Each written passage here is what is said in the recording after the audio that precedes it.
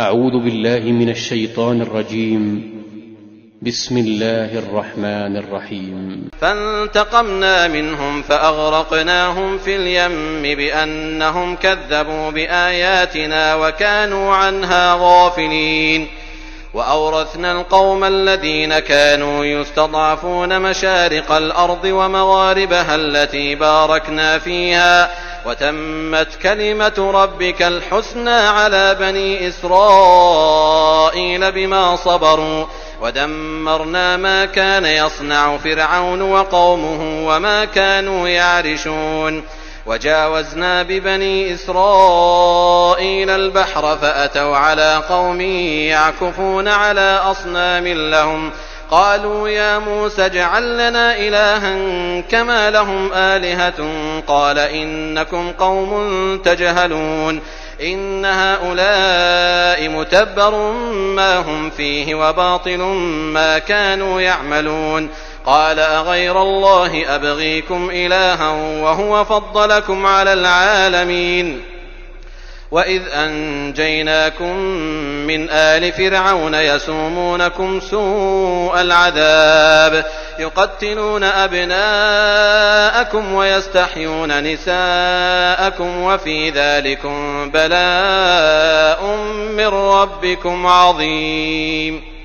وواعدنا موسى 30 ليلة وأتممناها ب10 فتم ميقات ربه 40 ليلة.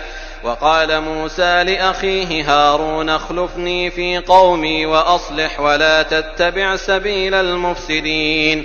ولما جاء موسى لميقاتنا وكلمه ربه قال رب أرني أنظر إليك قال لن تراني ولكن انظر إلى الجبل فإن استقر مكانه فسوف تراني. فلما تجلى ربه للجبل جعله دكا وخر موسى صعقا. فلما أفاق قال سبحانك تبت إليك وأنا أول المؤمنين. قال يا موسى إني اصطفيتك على الناس برسالاتي وبكلامي فخذ ما آتيتك وكن من الشاكرين. وكتبنا له في الألواح من كل شيء موعظة وتفصيلا لكل شيء فخذها بقوة وأمر قومك يأخذوا بأحسنها سأريكم دار الفاسقين.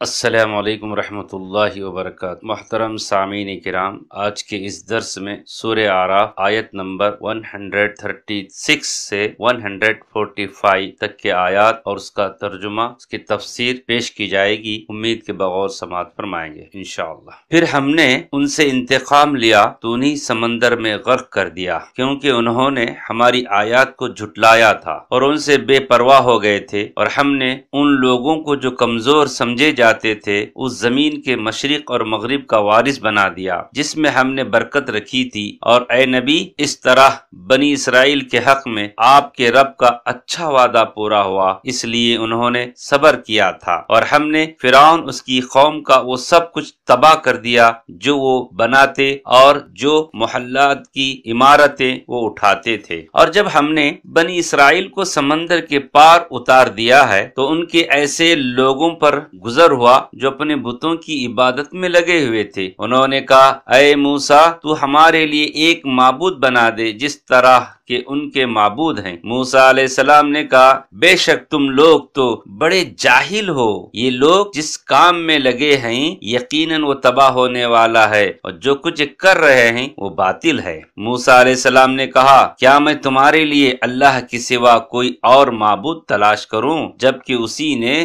तुम्हें सब जहानों पर फजीलत दी है। और ए नबी, जब हमने तुम्हें फिरौन की कौम से नजात दी और वो तुम्हें बुरा अजाब चकाते थे, तुम्हारे बेटियों को कत्ल कर देते थे, तुम्हारे बेटों को कत्ल कर देते थे और तुम्हारी औरतों को जिंदा रहने देते थे, और उसमें तुम्हारे रब की तरफ से बहुत बड़ी आजमाइश थी। और हमने मूसा से 30 रातों का वादा किया और हमने उन्हें मजीद 10 रातों के साथ पूरा किया। यूं उसके रब की मुकर्रर की हुई 40 रातों की मुद्दत पूरी हो गई और मूसा السلام نے اپنے بھائی ہارون سے کہا تو میری قوم میں میرے پیچھے جانشین بن جا اور ان کی اصلاح کرنا، فساد کرنے والوں کے راستے کی پیروی نہ کرنا۔ جب موسیٰ علیہ السلام ہماری مقررہ مدت کے لیے آیا اور اس سے اس کے رب نے کلام کیا تو موسیٰ نے کہا اے میرے رب مجھے اپنی جھلک دکھا کہ میں تجھے دیکھ سکوں۔ اللہ نے فرمایا تو مجھے ہرگز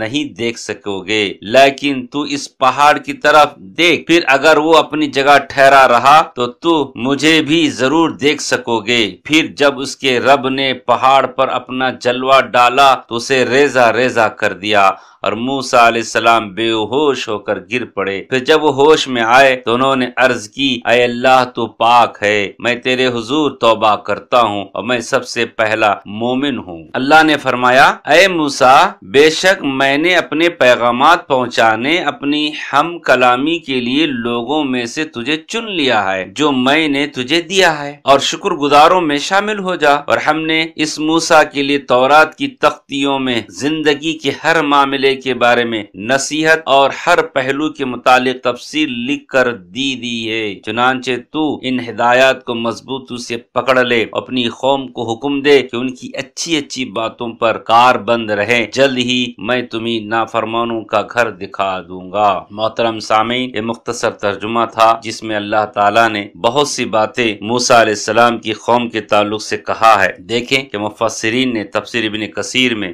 دیگر مفسرین نے ان آیات کے تعلق سے مختصر جو تفسیریں لکھی ہیں اس پر نظر ڈالی جائے۔ ان تمام آزمائشوں سے گزرنے کے باوجود جب انہیں ایمان کی توفیق نہیں ہوئی تو اللہ کا آخری عذاب آ گیا جس نے ان کا وجود ہی ختم کر دیا۔ کہا جاتا ہے کہ جب فرعون نے ملک مصر پر اللہ تعالیٰ کا ایک بعد دیگر کئی عذاب دیکھا تو بالآخر موسیٰ اور ان کی قوم بنی اسرائیل کو مصر سے کوچ کرنے کی اجازت دے دی۔ چنانچہ بنی اسرائیل رات کے وقت عجلت میں نکل پڑے اور اپنے ساتھ اپنے جانوروں کو بھی لے گئے۔ انہوں نے عین شمس سے سکوت جانے کے لیے بحر احمر کا ساحلی راستہ اختیار کیا۔ فرعون نے جب سنا کہ وہ لوگ روانہ ہو گئے تو اپنے فیصلے پر نادم ہوا اور فوراً ہی اپنا لاؤ لشکر لے کر ان کا پیچھا کیا، انہی بحر احمر کے ساحل پر جا لیا۔ بنی اسرائیل ڈر گئے، موسیٰ علیہ السلام سے اپنی پریشانی کا اظہار کرنے لگے تو موسیٰ علیہ السلام نے کہا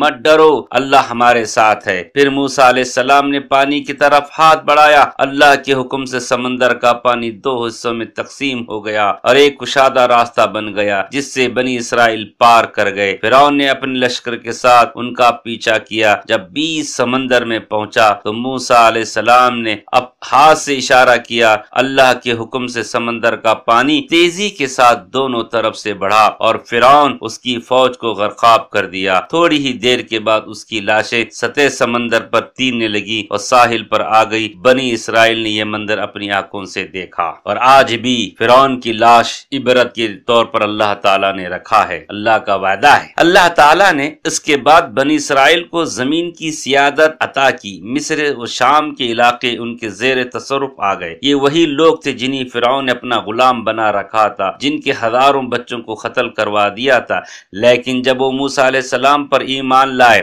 مصائب و آلام پر صبر و استقامت سے کام لیا تو اللہ تعالیٰ نے انہیں زمین کا مالک بنا دیا اور فرعونیوں کے محلوں باغات کو تاراج کر دیا۔ آج بھی ہم کو بھی اسی طرح صبر و استقامت سے زندگی گزارنے کی ضرورت ہے۔ محترم سامعین، اسی بات کو اللہ تعالیٰ نے سورہ قصص میں اس طرح بیان فرمایا ہے، پھر ہماری چاہت ہوئی کہ ہم ان پر کرم فرمائے جنہیں زمین میں بہت کمزور کر دیا گیا تھا اور ہم نے انہیں پیشوا بنایا، انہیں وارث بنانے کا ارادہ کر لیا، اور یہ بھی کہ ہم انہیں زمین میں قدرت و اختیار دیں۔ فرعون اور حامان اور ان کے لشکروں کو دکھائیں جس سے وہ ڈر رہے تھے۔ فرعونیوں کی ہلاکت و بربادی، ان کی تباہی کا حال سورہ دخان میں اللہ تعالیٰ نے یوں بیان فرمایا ہے، کم ترک من جنات و عیون الی آخر الآیہ، بہت سے باغات اور چشمے چھوڑ گئے اور کھیتیاں اور آرام دہ مکانات اور انواع اقسام کی نعمتیں جن میں وہ عیش کر رہے تھے سب دھری کی دھری رہ گئی اور ہم نے ان سب کا وارث دوسری قوم کو بنا دیا۔ محترم سامعین، گزشتہ آیات کے اختتام کے ساتھ ہی موسیٰ علیہ السلام، فرعون و قبطیوں کے واقعات ختم ہو گئے۔ اب اس آیت کریمہ سے موسیٰ علیہ السلام و بنی اسرائیل کے واقعات کی ابتدا ہو رہی ہے، جو فرعون کی غلامی سے آزاد ہونے، موسیٰ علیہ السلام کے ساتھ سمندر پار کرنے کے بعد جزیرے نما سینا کے جنوبی علاقے کی طرف روانہ ہوئے۔ راستے میں ان کا گزر ایسی قوم کے پاس سے ہوا جو بتوں کی پرستش کرتی تھی۔ بعض مفسرین کا خیال ہے کہ وہ کنعانی لوگ تھے، بعض کہتے ہیں کہ وہ لوگ قبیلے لقیم کے تھے، رقہ میں اقامت پذیر تھے۔ یہ لوگ گائے کے مجسموں کی پرستش کیا کرتے تھے۔ انہیں دیکھ کر بنی اسرائیل نے موسیٰ علیہ السلام سے مطالبہ کیا، ہمیں بھی ایک ایسا ہی بت چاہیے جس کے سامنے جھکیں۔ ان بتوں پرستوں کی طرح ان کے لیے بھی کوئی ایسی چیز ہونی چاہیے جس کی تعظیم کر کے اللہ کا تقرب حاصل کریں۔ اپنی شدت جہالت کی وجہ سے سمجھ بیٹھے تھے کہ اس سے ان کے دین و ایمان کو کوئی نقصان نہیں پہنچے گا، اسی لیے موسیٰ علیہ السلام نے ان سے کہا کہ تم لوگ اللہ کی شان و عظمت سے بالکل ناواقف ہو، عبادت کی تمام قسمیں صرف اللہ کے ساتھ خاص ہیں، ان بت پرستوں کا شرک ان کے لیے مہلک اور ان کا عمل سراسر باطل ہے۔ محترم سامعین، رسول صلی اللہ علیہ وسلم جب غزوہ حنین کے لیے نکلے تو ایک درخت کے پاس سے گزرے جس پر مشرکین اپنے ہتھیار لٹکایا کرتے تھے، اسی لیے اسے ذات انوات کہا کرتے تھے۔ صحابہ میں سے بعض لوگوں نے کہا، اللہ کے رسول ہمارے لیے بھی ایک ایسا ہی ذات انوات بنا دیجئے۔ تو آپ صلی اللہ علیہ وسلم نے فرمایا، سبحان اللہ، یہ تو وہی قوم موسیٰ کی بات ہے، بت پرستوں کے معبودوں کی طرح ہمارے لیے بھی ایک معبود بنا دیجئے۔ اس ذات کی قسم جس کے ہاتھ میں میری جان ہے، تم لوگ گزشتہ قوموں کی راہ پر ضرور چلو گے۔ یہی وجہ ہے کہ عمر بن خطاب رضی اللہ تعالیٰ عنہ نے مقام حدیبیہ کے اس درخت کو کٹوا دیا تھا جس کے نیچے رسول صلی اللہ علیہ وسلم نے صحابہ کرام سے بیعت لی تھی، جسے بیعت رضوان کہا جاتا ہے۔ امام ابو بکر ترتوشی مالکی لکھتے ہیں، اگر تم کوئی ایسا درخت دیکھو جس کی لوگ زیارت و تعظیم کرتے ہوں، اسے شفا یابی کا سبب مانتے ہوں، اس میں کیلے ٹھوکتے ہوں، کپڑوں کے ٹکڑے لٹکاتے ہوں، تو اسے کاٹ دو کیونکہ وہ ذات انوات ہے۔ محترم سامعین کرام، موسیٰ علیہ السلام نے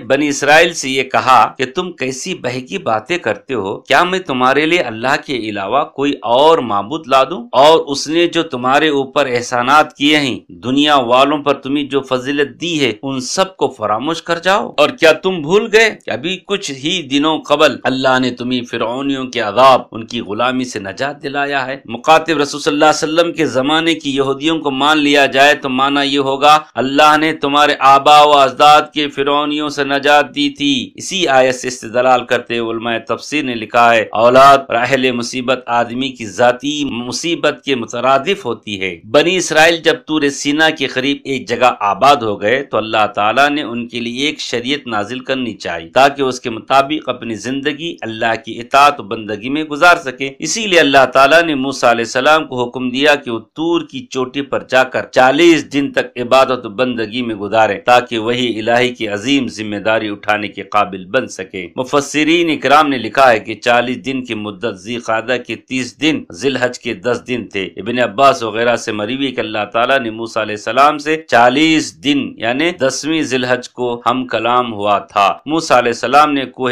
طور کی جانب روانگی سے پہلے بنی اسرائیل کی تعلیم و تربیت کے لیے اپنے بھائی ہارون علیہ السلام کو اپنا خلیفہ بنا دیا۔ انہیں ان کے ساتھ ہمدردی، اخلاص کی نصیحت کی اور اہل فساد و معاصی کی اتباع کرنے سے منع کیا۔ جب موسیٰ علیہ السلام کو اللہ کے ساتھ ہم کلامی کا شرف ہوا تو شدت شوق، غایت محبت میں اللہ تعالیٰ کی دیدار کا سوال کر دیا تو اللہ تعالیٰ نے جواب دیا، اس دنیا میں آپ مجھے نہیں دیکھ سکتے۔ اس کے بعد موسیٰ علیہ السلام کو مطمئن کرنے کے لیے کہا، اس پہاڑ کو دیکھیے، اگر وہ میری تجلی کی تاب لے آئے اور اپنی جگہ باقی رہ جائے تو آپ مجھے دیکھ سکیں گے۔ چنانچہ اللہ تعالیٰ کی تجلی پہاڑ پر ظاہر ہوئی تو اس کے ٹکڑے ٹکڑے ہو گئے اور اپنی جگہ پر باقی نہ رہ سکا۔ موسیٰ علیہ السلام اس منظر کی تاب نہ لا کر بے ہوش ہو گئے۔ جب ہوش آیا تو اللہ کی پاکی بیان کی اور دوبارہ ایسا سوال کرنے سے توبہ کیا۔ محترم سامعین، وقر موسیٰ صعیقہ، موسیٰ بے ہوش ہو کر گر پڑے۔ اس کی تفسیر میں ابو سعید رضی اللہ تعالیٰ عنہ اور ابو ہریرہ رضی اللہ تعالیٰ عنہ سے رسول صلی اللہ علیہ وسلم کی احادیث مروی ہیں۔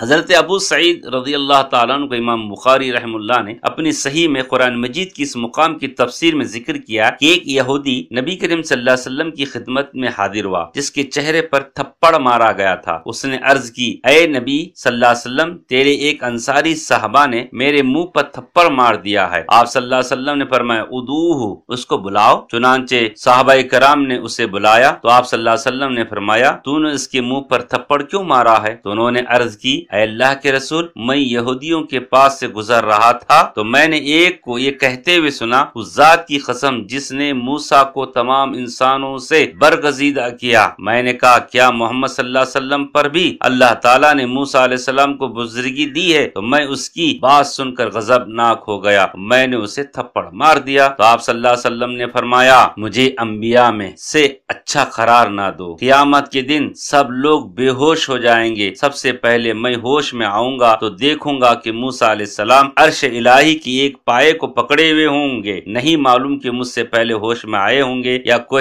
طور پر بے ہوش ہونے کے بدلے میں بے ہوش ہوئے ہی نہیں ہوں گے۔ اس حدیث کو امام بخاری، امام مسلم وغیرہ نے روایت کیا ہے۔ تو محترم سامعین، کہنے کا مطلب یہ ہے کہ اللہ تعالیٰ نے نبی کریم صلی اللہ علیہ وسلم کے ذریعے یہ بات بتا دی ہے کہ مومنین اللہ تعالیٰ کو قیامت کے دن دیکھیں گے، اللہ کا دیدار ہوگا، جیسا کہ سورہ قیامہ میں اللہ تعالیٰ نے فرمایا، وجوہ یومئذ ناظرہ الی ربہا ناظرہ، اس دن بہت سے چہرے شاداب ہوں گے، اپنے رب کو دیکھ رہے ہوں گے۔ اور کئی احادیث اس کے تعلق سے آپ کو مل سکتی ہیں، دیگر مقام پر اس کی وضاحت کی جائے گی، جیسا کہ اللہ کے نبی صلی اللہ علیہ وسلم نے کہا کہ آخر میں اللہ تعالیٰ جنتیوں سے سوال کرے گا، آخری میرا وعدہ ہے کہ وہ میرا دیدار ہے، جس کو دیدار الہی کہتے ہیں۔ اللہ کے نبی نے کہا کہ جنتی اللہ تعالیٰ کو ایسا دیکھیں گے جیسے 14ویں رات کے چاند کو لوگ بآسانی دیکھتے ہیں، اسی طرح مومنین مومنات جنتی لوگ اللہ تعالیٰ کا دیدار کریں گے۔ دعا کریں کہ اللہ تعالیٰ ہم تمام کو اللہ تعالیٰ کا دیدار نصیب ہو، آمین۔ محترم سامعین، اللہ تعالیٰ نے موسیٰ علیہ السلام کی تکریم کے طور پر انہیں خوشخبری دی کہ میں نے اپنا رسول بنانے اور آپ سے ہم کلام ہونے کے لیے آپ کو اوروں کے مقابلے میں چن لیا ہے، اس لیے اس نعمت کو قبول کیجیے اور اللہ کا شکر ادا کیجیے۔ یہ آیت میں کلمہ الناس سے مراد صرف موسیٰ علیہ السلام کے زمانے کے لوگ ہیں، یعنی ہم نے موسیٰ کو ان کے زمانے کے لوگوں پر فضیلت دی تھی، اس لیے نبی کریم صلی اللہ علیہ وسلم کو اللہ تعالیٰ نے تمام بنی آدم کا سردار بنایا ہے، وہ خاتم الانبیاء والمرسلین، ان کی شریعت قیامت تک نافذ العمل رہے گی، ان پر ایمان لانے والے دیگر انبیاء کے پیروکاروں سے زیادہ ہوں گے۔ آپ صلی اللہ علیہ وسلم کے بعد حضرت ابراہیم خلیل اللہ کا درجہ آتا ہے اور تیسرے نمبر پر موسیٰ علیہ السلام ہیں۔ محترم سامعین، یہ تورات کی تختیاں تھی جن میں بنی اسرائیل کی دینی دنیاوی رہنمائی بھلائی کی ہر بات لکھی ہوئی تھی، جیسا کہ اللہ تعالیٰ نے سورہ قصص میں ارشاد فرماتا ہے، ہم نے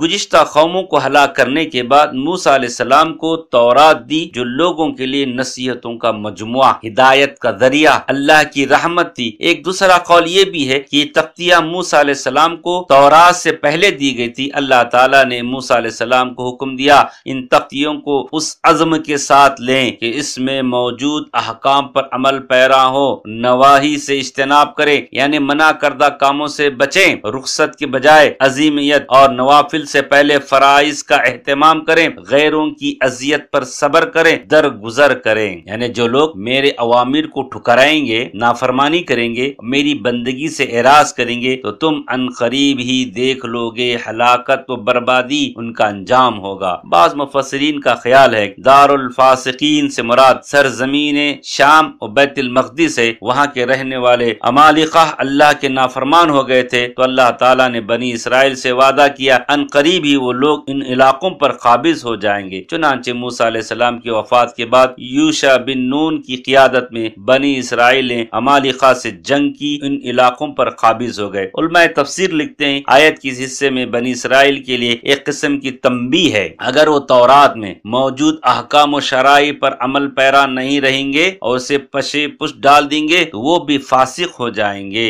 اور دنیا میں ذلیل وقار ہوں گے اور آخرت میں ان کا ٹھکانہ جہنم ہوگا۔ اور تفسیر کے قاعدے کے مطابق یہ حکم ان تمام لوگوں کے بارے میں عام ہے جو کسی کسی بھی دور میں اللہ کے احکام و شرائع سے روگردانی کریں گے۔ محترم سامعین، اس دور میں بھی ہم سب کو چاہیے کہ اللہ اس کے رسول کے بتائے ہوئے طریقے پر اپنی زندگی کو گزارے۔ اللہ تعالیٰ سے دعا ہے کہ اللہ تعالیٰ ہم تمام کو جب تک دنیا میں رکھے اللہ تعالیٰ اس کے نبی کے بتائے ہوئے پر طریقے پر زندگی گزارنے کی توفیق عطا فرمائے۔ آمین ثم آمین، وآخر الحمد للہ رب العالمین۔ السلام علیکم۔